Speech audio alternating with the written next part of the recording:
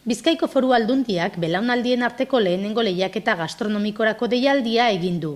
Jardunaldi ludiko gastronomiko hori Bilboko Areatzan egingo da larunbatean ekainak 9 eta haur, gazte eta helduek parte hartu ahal izango dute.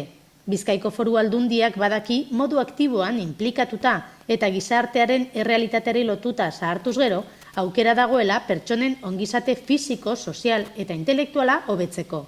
Hori dela eta gizarte ekintza sailak zahartze aktiboaren Europako urtea ospatzeko antolatutako ekitaldien barruan, lehiaketa gastronomiko hau organizatzen da, zahartze aktiboari lotutako balioak konpartitzeko, beti ere belaunaldien arteko elkartasuna kontuan hartuta. Baliook hauek dira, lankidetza, elkarrekintza eta gazteen eta helduen artean ezagutzak eta esperientziak konpartitzea.